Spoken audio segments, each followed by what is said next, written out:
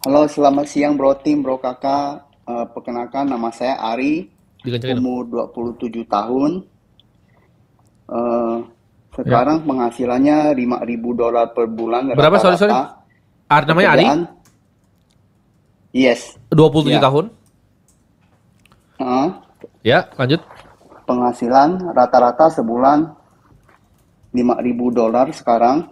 Oh, Ya. Pekerjaan sebagai sushi chef. Oh, Eh, Oke. Sekarang aset liquid saya ada Bitcoin satu. ya. Di saham Indo ada 545 juta. Cash sekarang ada 1,8 M. Pertanyaannya, goal saya mau mencapai aset liquid $1 juta di umur 30. Oke, jadi 3 tahun. Dengan kondisi itu oke. tahun depan saya akan balik Indo for good. Itu bisa dapat pendapatan yang sama nggak dengan jadi sushi chef di Indonesia? Oh, kayaknya nggak bisa dong. Oke.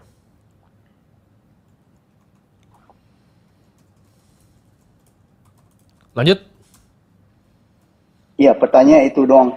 Pengen capai aset liquid $1 juta di umur 30. Oke. Jadi kamu kan kondisi sekarang punya 81 juta kan per bulannya. Iya, sekitar gitu. Tapi bersihnya paling tinggal bisa 2 ribuan sebulan lah. 2 ribuan. Iya. Tapi kamu mau dalam waktu 3 tahun kamu ada apa rencana untuk buka restoran kah atau apa Iya. cari income yang lain? Belum. Soalnya saya kan udah di sini udah hampir 9 tahun ya. Ya. Jadi pulang Indo itu nanti baru lihat, nggak ada rencana sih. Nanti pulang Indo mungkin mau lihat ada peluang apa gitu. Oke. Jawabannya impossible ya, Bro ya. Kalau misal dengan apa namanya kondisi sekarang, kamu berarti kan asetnya kamu punya satu Bitcoin tuh berarti 1,8 1,9 lah kita apa ngomong fluktuatif ya kan? Mm-mm. Kamu punya 545 juta, kamu punya cash 1,8 miliar. Kamu kalau kerja tabung semua duit kamu 81 juta itu kamu tabung terus selama 3 tahun dengan ekspektasi return itu 15%. Kamu baru hit 3 miliaran kan harusnya. 3,5 miliar harusnya. Ditambah aset kamu ini. Nah, Sedangkan target sekarang kamu 15 miliar. ada cash yang belum dipakai itu liquid itu 1,8. Iya, tapi gini, kita selalu ngajarin ya bro ya, expected return Yes. itu nggak lebih dari 10 sampai 15% tentunya.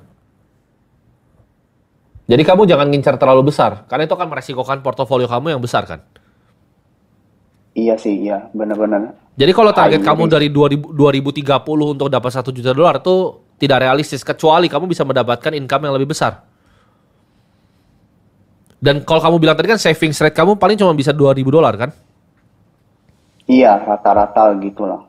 Iya, kalau kamu skenario yang kamu punya 81 juta per bulan untuk kamu tabung terus, itu paling cuma 3 miliaran bro. Jadi nggak nyampe sih kalau dalam 3 Plus tahun. juga ya terlalu early ya, kamu punya 1,8 miliar cash ya, Iya. dan nggak produktif sama sekali. Kamu punya plan nggak itu cashnya mau diapain? Karena kan itu modalnya lumayan juga loh. Ya, Misalkan kamu pulang ke Indo terus di sini bikin restoran sushi udah bisa loh 1,8 M. ya. Kamu ada plan nggak dengan itu? Untuk kamu kan gini, oke. Kalau kamu mau target pakai, kamu kan ada dua jalur. Sekarang kamu skillnya apa? Bikin sushi kan? Skill, iya, skillnya bikin sushi. Nah, ini kalau misalnya apa? Saya pribadi ya, saya nggak akan coba untuk cari dari segi investasinya kamu untuk Setuju? mendapatkan 1 juta dolar. Pastinya kamu harus berbisnis kan? Dengan satu koma Iya, delapan miliar tadi apa atau dengan aset liquid yang kamu punya, kalau kamu benar-benar yakin dengan skill kamu itu kamu bisa bikin perusahaan, kamu bisa bikin restoran gitu. Di mana restoran yang kamu bikin itu mungkin nggak 100% kamu own tapi ada investor, tapi kamu yang operate. Karena duitnya mungkin belum cukup untuk bikin restoran yang bagus. Dari situ itu baru kemungkinan equity dari bisnis kamu itu menghasilkan kamu sampai 1 juta dolar. Tapi kalau misalnya kamu cuman nabung ya bro ya, Ya nggak mungkin ya. kamu nabung 81 juta terus nih. Kamu nggak makan, kamu nggak minum, kamu nggak ada pengeluaran. Dengan compounded 10 sampai 15% itu 8 tahun loh. Kamu baru hit itu. Jadi itu di Oke. 2035 kamu baru hit itu tanpa kamu makan, tanpa kamu minum, tanpa kamu ngapa-ngapain.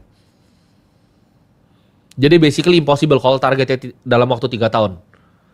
Kenapa dia ada urgensi nggak? Kenapa $1 juta harus dalam 3 tahun? Ya mungkin mimpi stigmanya Nggak ada $1 sih, juta. cuman pengen goalnya capai Iya. $1 juta Karena kayak dulu. itu angka Next. psikologis banyak orang sih. kayaknya. Iya. Ada 2 opsi ya kamu ya. Iya. Kamu kan, ini kamu kerja di luar, pagi kamu mau pulang kan? Ini kamu lanjut Iya, kerja, mau pulang. kerja terus investasi kan? Iya, iya. Ini kamu cari kerjaan yang bisa 81 juta. Ini kenapa gede banget ya? Bersih. Ini kamu bakal dapat di 8 tahun plus. 8 tahun plus. Ini bisa dikecilin nggak sih? Terus? Apa ya? Sini. Jelek banget, gede begini. Gendut-gendut ya. Iya, jelek banget.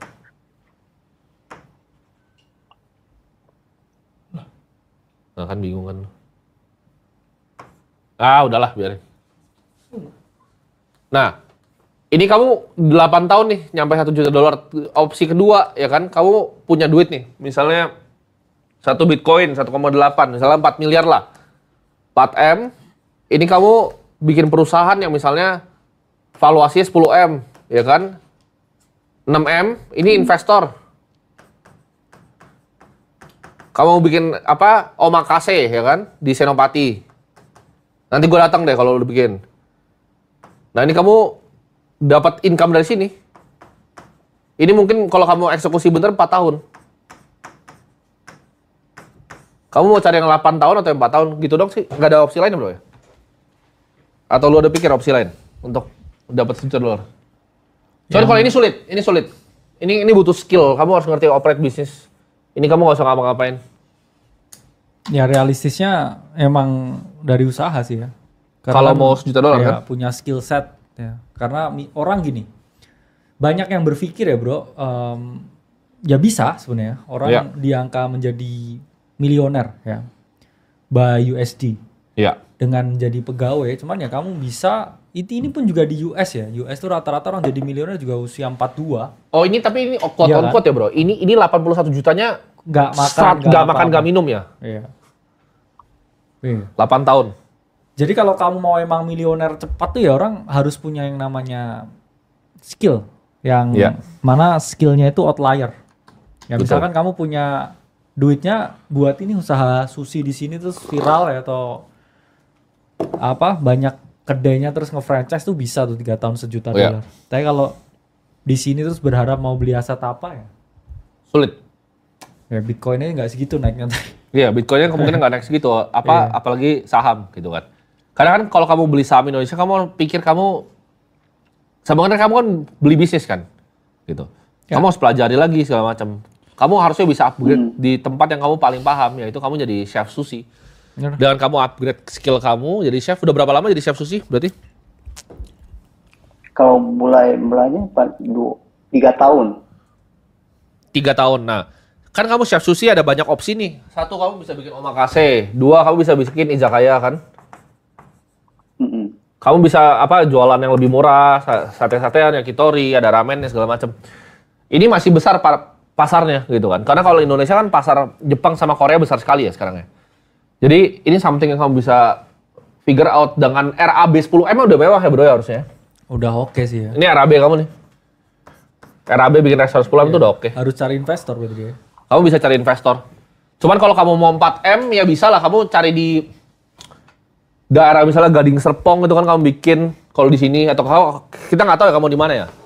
Cuman kalau market di sini 4M harusnya bisa lah kamu bikin kayak restoran ruko gandeng 4 biji bisa. Cuman pertanyaan kan apakah menarik atau enggak itu kan? Nah, apakah itu menarik atau enggak dan kamu mau kerjain atau enggak? Tapi jawabannya kalau kamu mau bikin duit ya bikinnya begitu. Kita kayak study kali ya, apakah kita punya satu restoran, makanya kita bisa ngomong karena kita punya restoran juga. Iya. Contoh misalnya Red Bear ya. Ini Korea ya. Ini omset apa namanya? Kita RAB-nya sekitar 5 kali ya. 5M efisien kita bikin. 5M ini udah semua, udah sama ruko, udah sama tempat, udah top tier lah interiornya. Ini kita bisa generate sekitar 900 juta sebulan. 900 juta ini ya 30% lah net margin. Jadi bisa 300 jutaan. Gue bisa ngomong karena gue punya restoran. Nah, tapi worth it nggak kalau bikin kayak begini? Gitu. Kalau buat kita itu kecil sekali, cuma buat tempat kita nongkrong bro kadang ya. Buat lu ajak makan bini paling. Iya. Gitu. Oke. Paling skill saya cuman bisa di izakaya sih, kalau omakase belum sampai sih. Pasti karena kamu baru kan. Jadi Sulit ya. sulit soalnya tekniknya banyak yang kamu belum pelajari kan. Iya. Jadi mungkin ya kamu bisa bikin izakaya. Chef omakase gue tuh ada yang bikin izakaya di daerah dekat Red Bear. Dia lagi mau bikin 2 bulan lagi gitu. Jadi mungkin izakaya bisa something yang lo bisa consider dan modalnya nggak besar. Bahkan ada sih bahkan bisa lebih murah bro. Kalau misalnya satu ruko doang, tapi lo bikin yang konsepnya bakal rame banget nih izakaya yang orang sampai ngantri-ngantri ke depan. Kalau emang jago 4M tuh udah bisa cukup. Lo bahkan bisa keluarin 2M doang. Ya, cukup sih. Lo 2M ya satu ruko, main satu ruko, bikin sempit tempatnya, ketika sudah laku baru bikin yang besar.